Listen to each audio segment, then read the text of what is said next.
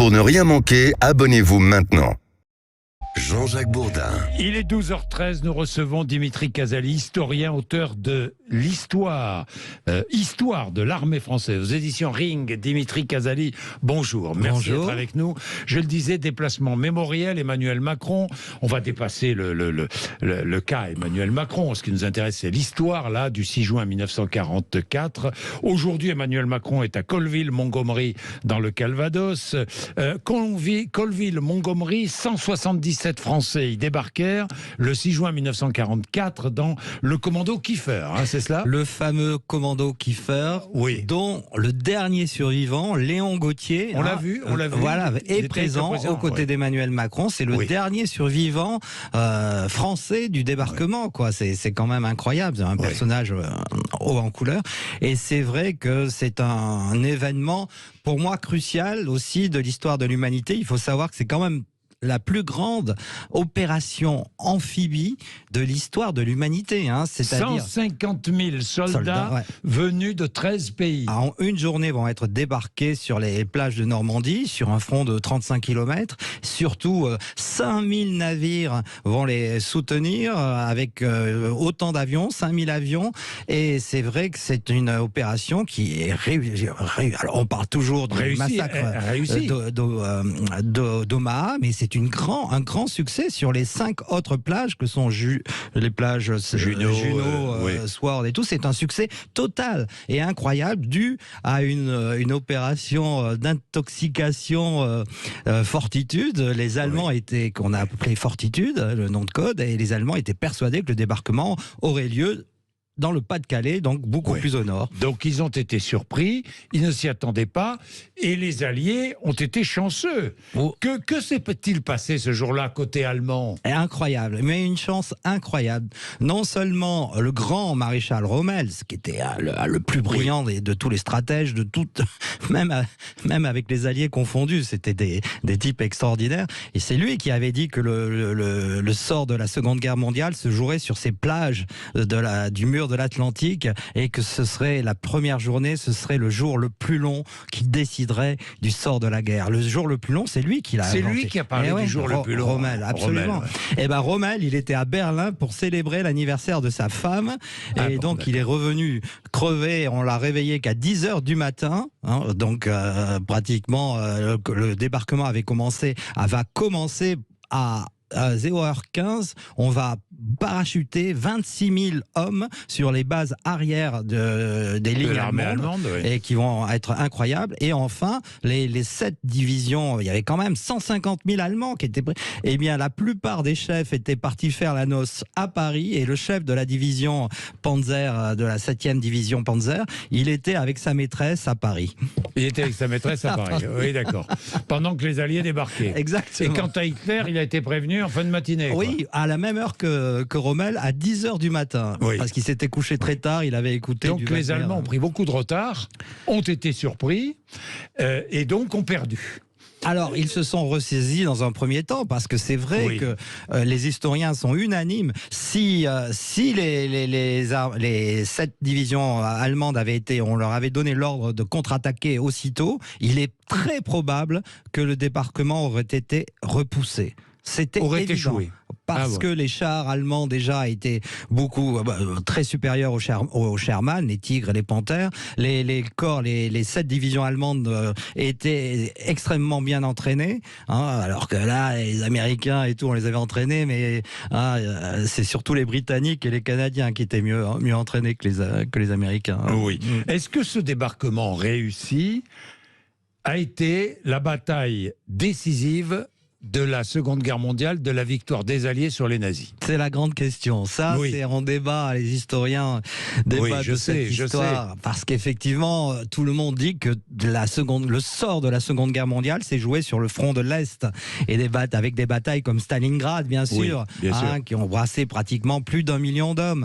Mais le débarquement, par son ampleur, dont je vous ai parlé, la plus grande opération amphibie et aéroportée de l'histoire l'histoire. Hein, pour l'instant, on n'a pas parachuté plus de 26 000 hommes comme les Alliés l'ont fait. Et ben, a son importance, une importance évidente, même s'ils vont mettre pratiquement 2 mois à conquérir la Normandie et à un prix absolument très cher pour les populations civiles françaises, puisque pratiquement 5 000 Français vont être tués durant les bombardements, surtout. Hein, les villes complètement de Cherbourg, mais détruites à 99%. Ça a été c'est pour ça que je pense que il faut quand même parler, même si le front de l'Est était plus important, et dans les manuels scolaires, bataille décisive. D'une bataille décisive avec la bataille de Normandie qui va coûter quand même 100 000 hommes aux Alliés en moins d'un mois. Donc on voit que les Allemands étaient extrêmement volontaires et dévoués pour repousser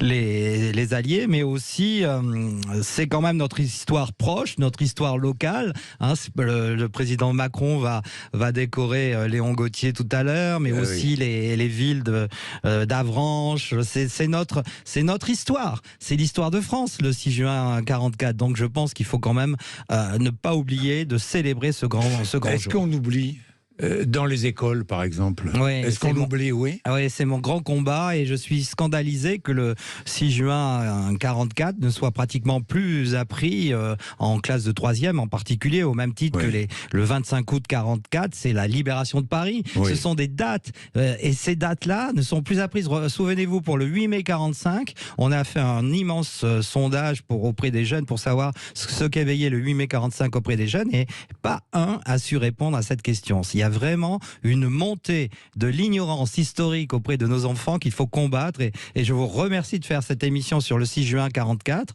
en ce jour de grève, etc. On parle surtout d'autres sujets annexes. Non, il faut avant tout parler de notre histoire et de notre mémoire, parce que c'est comme ça que ça nous permettra d'affronter l'avenir. Si on veut marcher vers le futur, il faut toujours retourner à ses racines. Ben, évidemment. Donc, quelques mots sur ces Français qui ont débarqué, parce que très peu de Français ont débarqué. 177. 177, ce commando Kiefer, c'est tout. Et le commandant Kiefer... Sur 150 000. Incroyable, oui, parce que... Pourquoi?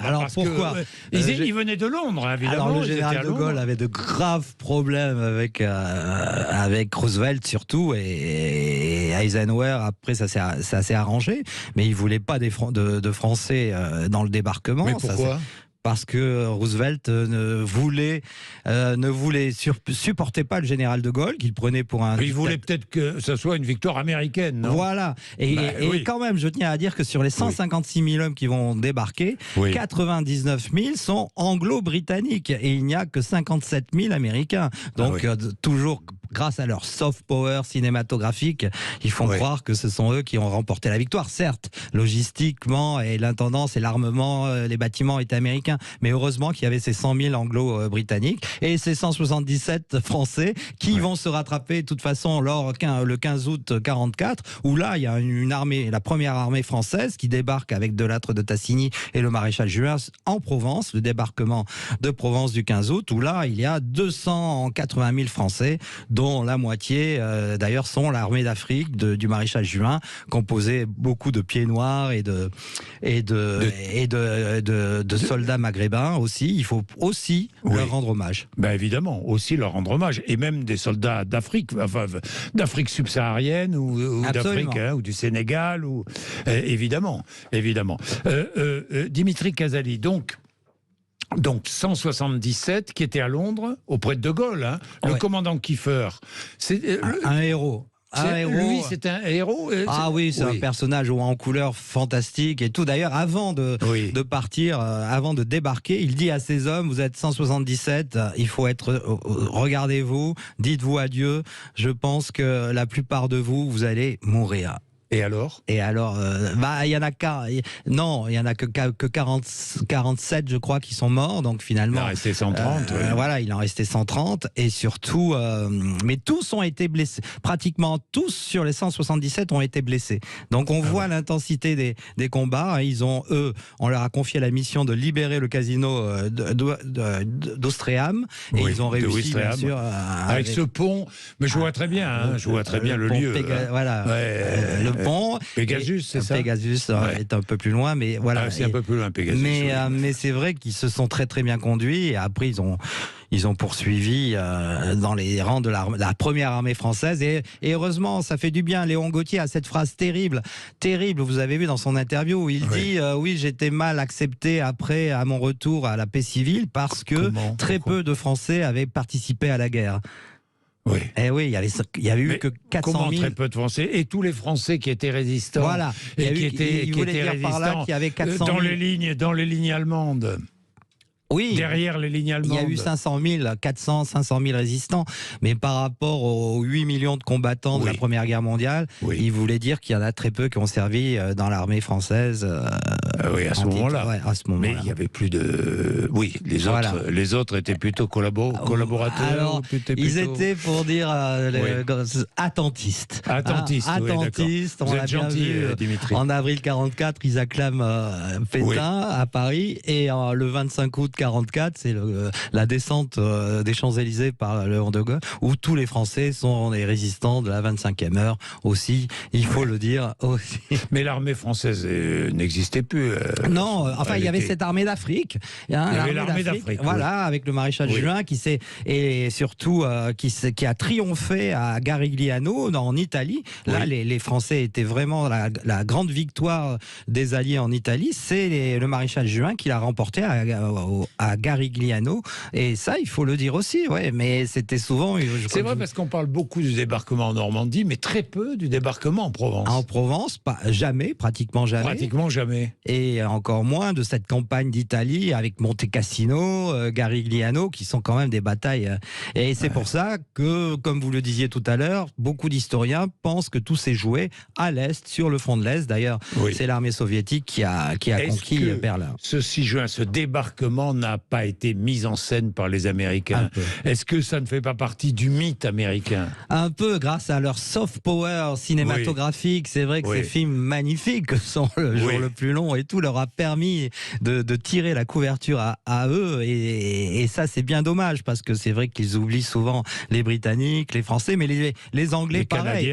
Pour le siège, pour Dunkerque, les Britanniques ne parlent jamais dans les films anglais, même les films américains bien sûr, sur Dunkerque, ne parlent jamais du sacrifice des 2 divisions françaises qui ont permis aux Anglais de rembarquer. Et ça, on les Français, et ça nous ne savons pas faire. On ne sait pas faire de films, on ne sait plus faire de films historiques. On ne sait, parce que sinon c'est mal vu. Oui, l'héroïsme des Français, des soldats français. Mais vous savez, il y a une phrase magnifique de Winston Churchill qui rend hommage à l'armée française, et il dit: l'armée française est celle qui a remporté le plus de victoires de toute l'histoire de l'humanité.